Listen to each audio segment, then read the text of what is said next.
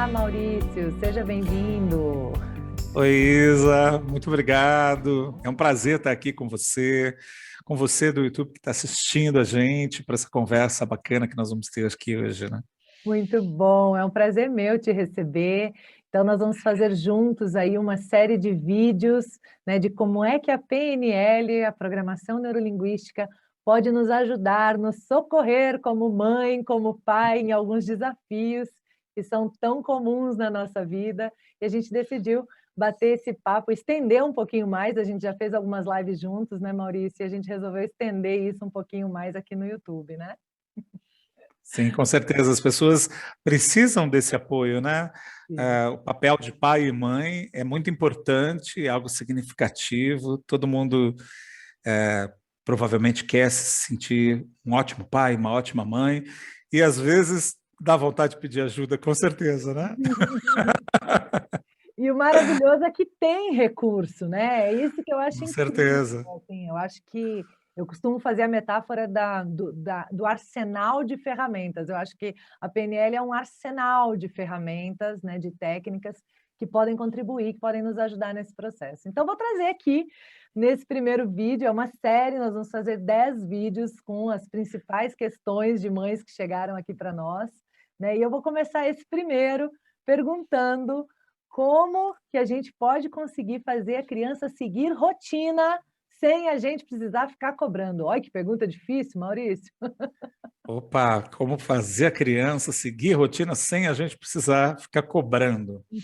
Bom, Interessante, né? em primeiro lugar, eu acho que a gente precisaria falar sobre uma questão que é o quanto as rotinas se tornaram prazerosas e memoráveis, Uhum, uhum, porque isso pode ajudar, sem né? dúvida. Então, vamos falar um pouquinho de como é que você torna a sua rotina com a criança memorável. Uma das coisas que é mais forte para ativar a memória é gerar uma experiência emocional positiva, né? Então vamos supor que a gente tem ali um horário que é o horário de escovar os dentes.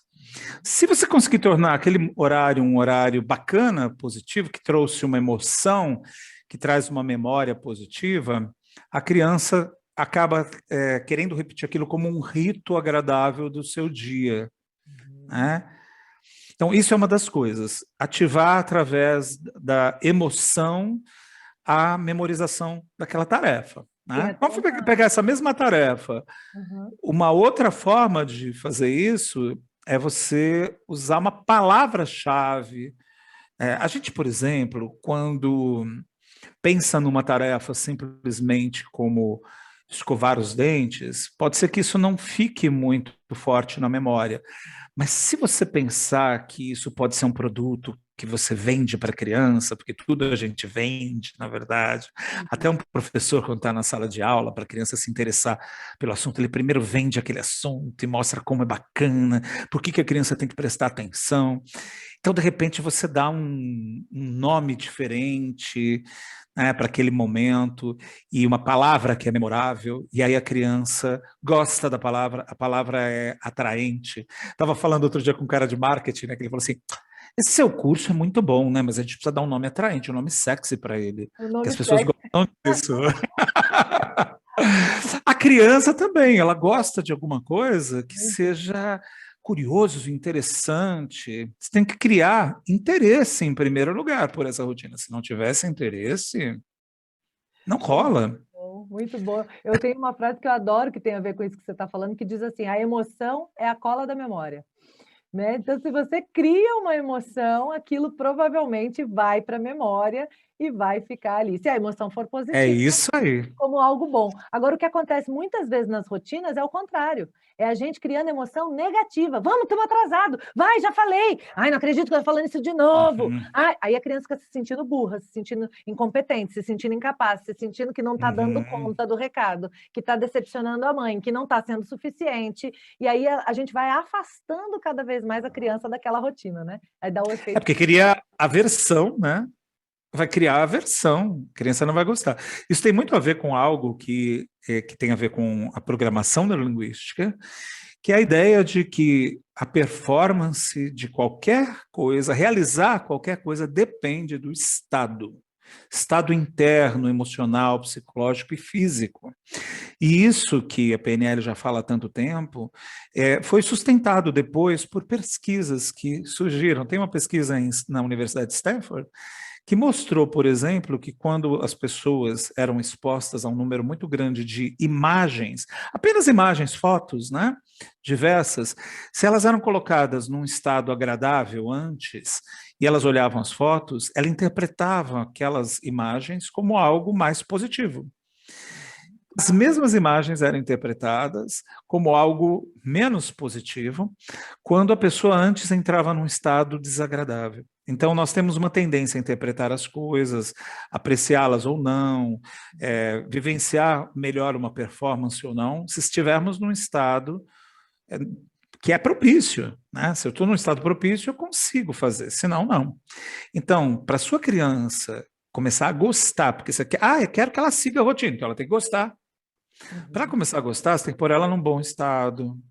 Usa uma palavra memorável e atraente para aquela tarefa, né? Ajuda ela a fazer aquilo de uma forma que ela sinta que ela sabe fazer, que ela consegue fazer. Porque uma das coisas que motiva a gente também é sentir que a gente é capaz, né, Isa? Você fala, puxa, eu aprendi. Eu me lembro de uma moça que ela chegou para mim. Né? Foi tão legal essa história. Ela fez um trabalho individual comigo, de PNL, né? E era uma moça adulta.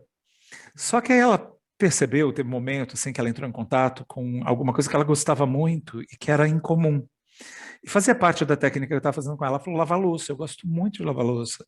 Não é, as pessoas não gostam que nem eu. Eu quero sempre lavar louça. Chego na casa de uma pessoa, deixa eu lavar louça. E aí... Deixa em casa, eu falo para ela. Pois é. Aí olha só que mágico isso, né? Porque a gente entrou em contato com a raiz disso, porque fazia parte da técnica, né? A gente entrar em contato com o que gerava aquele prazer. E aí ela descobriu que quando ela era pequenininha, ela subia num banquinho assim para lavar louça e começou a fazer isso porque estavam ensinando. Ela não gostava, mas disse que tinha uma tia dela que convivia muito, estava muito presente, que um dia falou assim, nossa, vou dar um nome fictício, tá? Nossa, como a Carla lava a louça bem. Carla, parabéns. Olha, sua louça está mais bem lavada do que a louça minha, da sua mãe.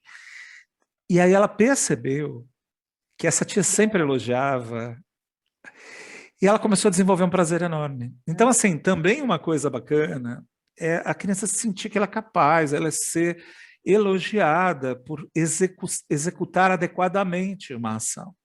Isso vai fazer ela ter vontade de fazer novamente e receber um novo elogio, né?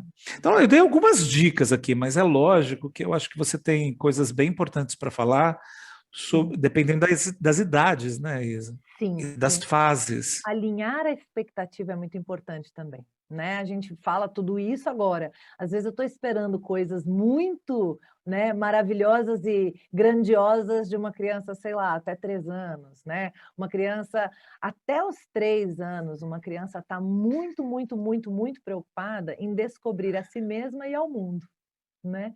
Então, assim, ela ainda não está pronta para seguir nada, né, extremamente rígido colocado ali. Ela precisa da rotina, mas ela ainda está na heteronomia em relação à rotina, ou seja, ela precisa de alguém conduzindo ela por essa rotina, né, com flexibilidade, com criatividade, entendendo o momento da criança também, né, mas o adulto muito provavelmente vai ser 100% responsável pela rotina da criança, né. Depois, até mais ou menos os 6, 7 anos, né, a criança se abre um pouco mais para o outro, para as relações e tal. Ela também não está muito preocupada com rotina, tá? Ela quer mais conhecer, sair, interagir, né, e tal. E o adulto continua sendo responsável pela rotina. Só que quando a criança já tem 6, 7, o adulto começa a cobrar da criança algumas coisas, né? Então, por exemplo, uma criança de 6, 7 anos, ela pode sair para ir para a escola e esquecer a única coisa que ela precisava, que era a mochila da escola. Ela consegue fazer isso, né? E aí, a gente às vezes não entende que lembrar de se lembrar é a última parte da memória que se desenvolve no cérebro. Porque quando ela vai pegar a mochila, ela não precisa da mochila naquela hora. ela vai precisar da mochila lá na escola. Então, ela precisa lembrar de se lembrar. Não é um processo simples, né? É um processo complexo. Então, a gente não percebe porque a gente já automatizou essas coisas. Então, para nós é muito óbvio. Vai para a escola, pegar a mochila da escola. Lógico, é óbvio, né? Mas a criança ela ainda está automatizando esse processo que é o lembrar de se lembrar, porque não está precisando agora, vai precisar só lá, então ela precisa lembrar antes, né? Então, são processos complexos que a gente precisa ir ajudando, entendendo que também nisso a gente está educando. Educando a criança para a rotina, educando a criança para o preparo de todas as situações e coisas que ela vai viver, né? Então, é muito legal. Para isso, o que ajuda? A gente envolver a criança no preparo de uma rotina física, seja um quadro, sejam folhas de A4 que você recorta e coloca lá, né, a segunda, a terça, a quarta, com a ajuda da criança, a criança como protagonista, né? Você falou que a criança gosta de se sentir, né, importante, capaz, competente, né? Então, a criança participando desse processo, se ela já sabe escrever, ela escreve as atividades e ordena lá na parede, na ordem que vai fazer, e isso tira a mãe do lugar de a chata estraga prazeres. Para de fazer isso agora que está na hora daquilo. Não, a mãe se torna a mediadora da criança com a ferramenta da rotina, né? Ô filho, vem cá, o que está na hora de fazer agora? Aí a mãe, é isso, que não foi ela que determinou, foi a criança que colou ali na parede, né? Então é isso que você determinou. Essa participação que você está falando, da criança ter construído junto, né, aquela rotina, faz toda a diferença, né? E uma dica, você falou de usar, de repente, algo que deixa ali a rotina descrita de alguma forma. Uma dica é usar o pensamento visual. As imagens, elas são muito fortes, muito poderosas, né? E ativam aquela questão de ser memorável que a gente falou, né? Então, de repente, aproveita para fazer essa construção desse elemento que vai ajudar a criança a entender qual é a rotina de uma forma bastante visual, usando a criança, ajudando a criança a usar elementos visuais. Vamos fazer recorte, fazer colagem, vamos fazer um desenho aqui, que vai lembrar o que é, muito mais rápido, às vezes, do que palavras. E quando usar palavras, tente usar poucas. A gente é assim também, né? Quando você vê um vídeo de internet que tem um título curtinho, com uma palavra que é muito importante, chama a sua atenção, você já vai para aquela palavra, né? Isso tem a ver com foco e gerenciamento de foco, de atenção, né? Para a gente conseguir trabalhar com uma coisa que em programação neurolinguística a gente chama de enquadramento. Se tiver muito claro e objetivo do que a gente está falando, né? Fica mais fácil lembrar, né? Agora, você disse uma coisa importante, Isa, que os pais, então, até os 7, precisam entender que a criança não vai fazer as rotinas sozinha. Porque a pergunta é como fazer a criança seguir as rotinas sozinho e tudo mais, né? Então, será que o pai ou a mãe precisa também gerenciar melhor a sua própria rotina para conseguir fazer parte da sua rotina, gerenciar a rotina do filho? Perfeito. Porque a gente quer viver a nossa rotina sem incluir o tempo de gerenciar e educar a criança na própria rotina. A gente quer simplesmente que ela funcione para a gente continuar vivendo a nossa vida como se não tivesse filho. Pois é, né? Não vai funcionar desse jeito, né? Não vai. Por exemplo, até os 3 anos, você falou que a criança está num processo de descoberta. Então, os pais poderiam usar esse processo de descoberta. Eu dei um exemplo simples de um dos elementos da rotina, que foi escovar os dentes, eu vou manter esse elemento, né? E se escovar os dentes cada vez trouxesse uma descoberta diferente? E se um novo aprendizado a cada dia fosse acrescentado, ao invés de querer acrescentar tudo de uma vez? Né? E se o que vamos fazer agora envolvesse uma gamificação de descoberta? Se a gente fizesse uma brincadeira de vamos descobrir o que tem que ser feito agora, e a criança ela vai aprendendo, inclusive, a deduzir o que é prioridade naquele momento, a partir das pistas que se dá, né? E aí, nessas pistas, ela descobre. É muito legal. Tem os nomes É, de cada dente, tem a forma de escovar cada um deles, tem um monte de coisa que a gente pode ir é, entregando, né, a cada aos dia. poucos, né? E Agora, fazendo a experiência ser descoberta. envolve um pouquinho de E estratégia. A gente precisa parar e pensar um pouquinho sobre isso, né? É isso que é exatamente. importante, né? É a gente Não parar é um uma pouquinho. coisa que você deixa rolar. Uhum. Não, você cria, é didático. Sim. É estratégico, é didático. Então, por exemplo, se eu vou criar uma atividade de descoberta com a criança, vamos descobrir o que, que vai acontecer agora que é importantíssimo e tal. Aí dá pistas. A primeira pista, você acabou de almoçar. O que precisa acontecer depois de almoçar? Né? E aí você vai criando várias pistas e pode criar uns cardzinhos que a criança vai descobrindo essa tarefa até que ela descobre a tarefa. Olha que legal. Você gamificou, tornou um jogo, tornou uma brincadeira. Isso vai criando emoções. E eu Uhum. acho que é divertido para os pais também, né? Não sei como é que é na rotina do dia a dia incluir isso, porque gasta um pouco mais de tempo. É, mas às Mas vezes também esse. você gasta um tempo de uma vez, sabe? Assim, por exemplo, vamos supor, você falou de cards. Uhum, Às vezes, um final de semana você tira e faz os cards do escovar os dentes, que você vai usar todo dia, um monte de vezes, né? Então, às vezes, uhum, gasta um tempinho uma vez e usa bastante outras vezes. Ou, às vezes, a pessoa tem habilidades, né, diferentes. Eu não sou muito, por exemplo, de ficar construindo objetos concretos, assim, mas eu sou muito de perguntas, de despertar curiosidade, né, e tal, pelo interesse. Então, vou fazendo, ou também fazendo música, que é outra coisa lúdica, né? Eu faço paródias. Agora eu inventei de fazer e animar mesmo, coloquei, inclusive de escovar o dente tem, viu? Coincidentemente com o seu exemplo, é. a Ó, com gente música é tem. muito massa, porque é muito memorável a música, É, né? é. E a música, ela gera uma âncora, né? Que a gente chama na PNL de âncora. Você ouviu aquela música, você já lembra daquela ação, você já se coloca naquele estado de Uhum. fazer aquela ação, né? Então, eu fiz para escovar dente, eu fiz para acordar, para dormir, para ir para a refeição, para comer, né? Porque a gente precisa, às vezes, de algumas ajudas desse tipo. Eu falo que o lúdico é o idioma da criança. Tudo que a gente consegue tornar lúdico, né, fica muito mais fácil da criança acatar, da criança aceitar, fazer, entrar naquele modo de fazer aquilo que precisa ser feito, né? Com E certeza. além dos 7, 8 anos, né, aí é que a criança começa no momento de desenvolvimento de responsabilidade. Demora. Então, às vezes, a criança está Uhum. ali com 7, 8, 9, a gente começa a cobrar uma responsabilidade que agora ela entrou na hora de desenvolvê-la.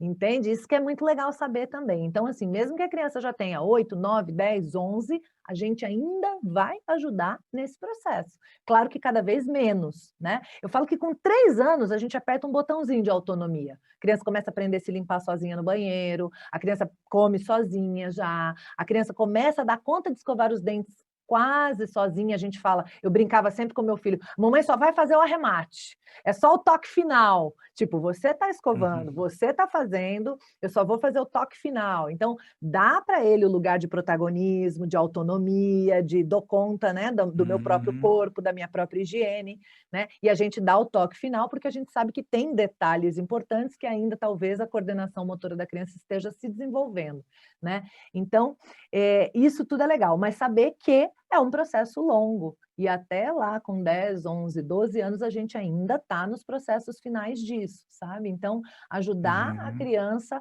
a responsabilizar-se é um caminho longo. Eu diria que é mais ou menos o mesmo caminho para deixar uma criança andar sozinha na rua. Se a gente comparar Uhum. isso, sabe, a questão da rotina, de seguir a rotina, responsabilizar-se pela própria rotina, com andar sozinha na rua, eu acho que a gente tem uma boa dimensão do processo, né? A gente vai conseguir, Uhum. por exemplo, de 0 a 3, dificilmente a gente vai ter coragem de andar com a criança sozinha na rua sem segurar na mãozinha dela.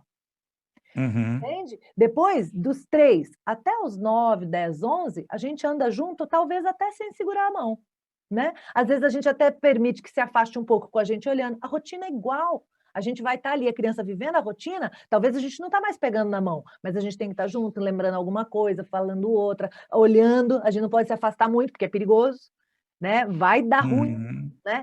Aí depois, lá dos 12, 13, a gente começa a liberar que a criança saia até sozinha, sem a nossa supervisão. né? Só sabendo, fez, não Uhum. fez, chegou, não chegou, foi, não foi, né? Com quem, com que horas, tal, que é também a mesma coisa da rotina. Essa é uma metáfora que eu não tinha pensado antes, mas a nossa conversa despertou em mim, que eu acho que vai ajudar bastante a gente a entender mais ou menos em que momento a gente está, né, na ajuda de assumir essa responsabilidade pela própria rotina, ou seja, leva um tempinho, né, mas é muito bacana, e se a gente estiver consciente desses recursos que você colocou, a gente consegue fazer isso com leveza, até com prazer, né? É para ter prazer nisso, Uhum. não é para Com ter. certeza.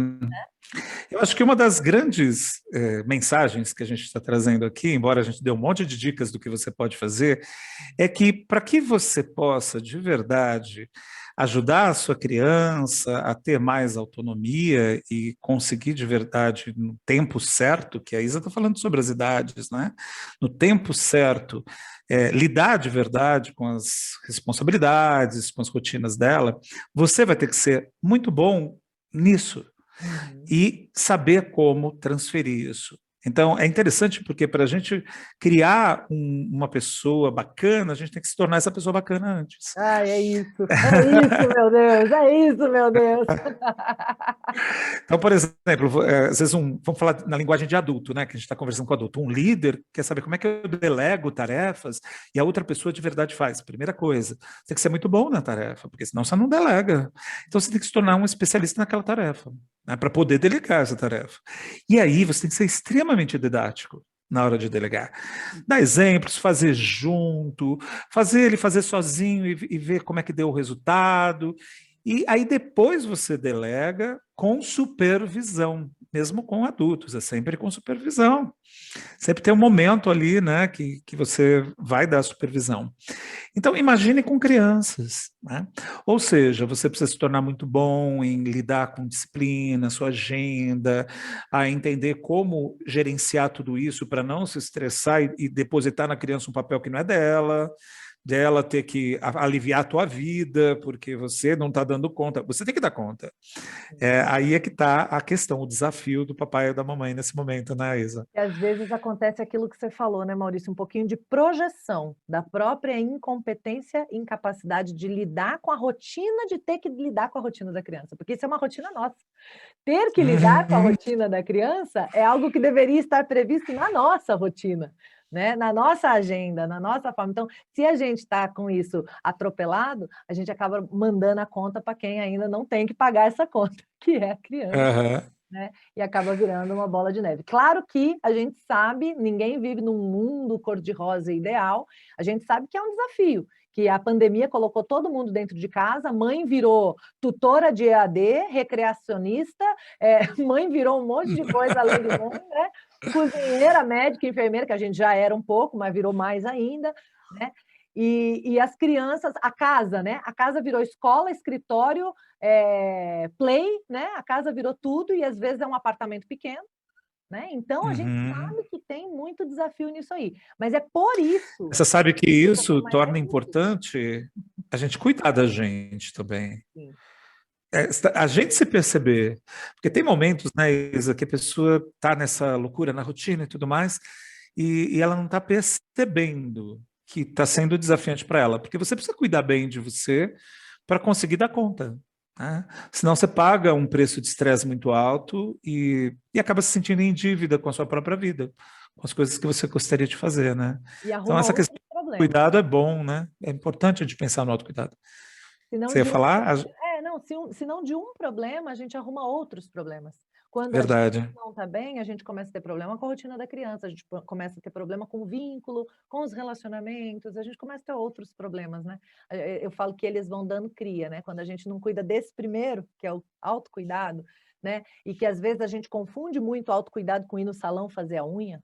Não que isso não possa fazer Uhum. parte, mas toma cuidado, porque assim, é muito mais um cuidado interno, de estado, de mente, sabe? De estado de Uhum. espírito, de esvaziar um pouco os próprios pensamentos para não ser refém dos pensamentos e conseguir você entender que você não é o seu pensamento e que você, inclusive, pode controlá-los, pode escolher aqueles que dão melhores resultados, que te deixam num estado melhor para conseguir ser a mãe que você quer ser o pai que você quer ser, né? Então, eu acho que é Uhum. por aí que passa o autocuidado, sabe? Que quando a gente fala em Você falou autocuidado, uma coisa importante. também é maravilhoso e também é É, autocuidado, mas não só isso, né? Não ficar é só uma nessa coisa que você parte falou que é importante, é que, por exemplo, a pessoa vai no salão, né?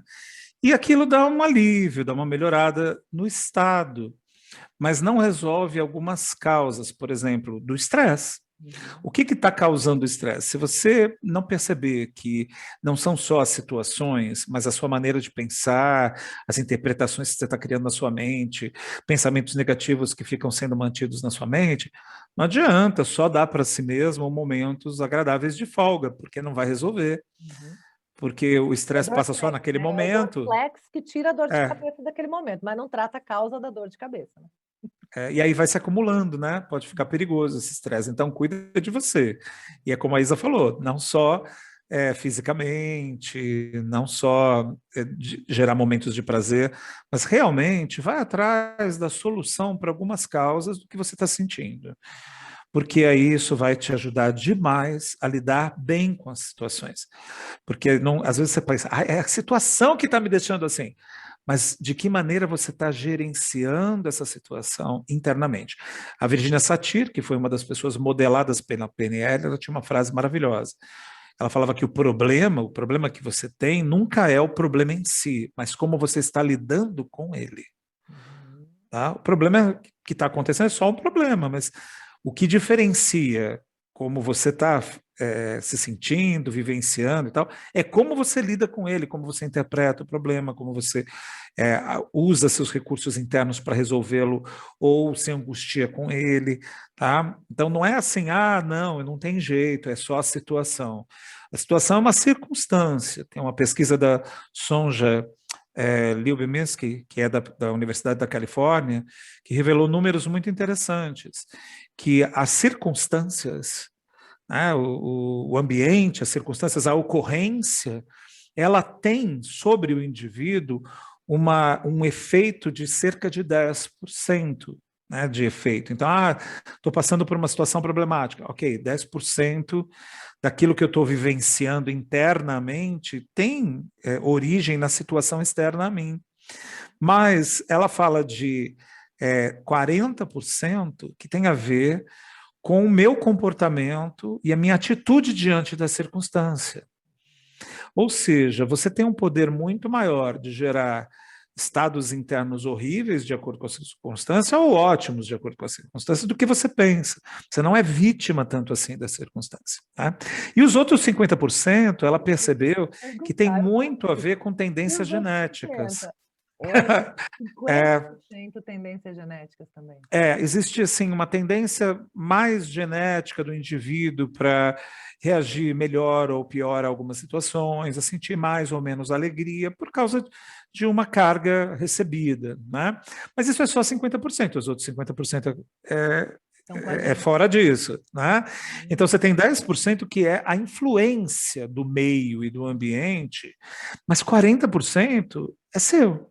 E esses 10%, Maurício, ouso dizer que a gente também atua diretamente sobre ele, porque a gente pode escolher as relações que a gente quer manter na nossa vida. Com A gente certeza. pode escolher as situações, os ambientes que a gente quer manter na nossa rotina, na nossa vida, né? Claro que em algum momento, quando a gente descobre isso, às vezes eu não posso hoje largar o emprego que está me trazendo um monte de estresse e que eu estou mal por causa disso. Mas depois que eu tiver consciência, eu posso me planejar para trocar, me planejar para, Uhum. sabe, para tomar uma decisão futura. O que a PNL me trouxe muito na vida é um lugar de dona da decisão e da ação, sabe assim? De não ficar Uhum. refém das circunstâncias, nem externas, nem internas, porque muitas vezes eu era refém do meu próprio diálogo interno, por exemplo, Uhum. automatizado. A PNL veio e falou assim: vem cá, o que a sua forma de pensar faz com você? O metapensamento. Você já parou para pensar sobre o seu pensamento? Né? Enfim, e aí a gente podia ir longe nessa história aqui, mas eu acho que a gente está fugindo demais do assunto da rotina.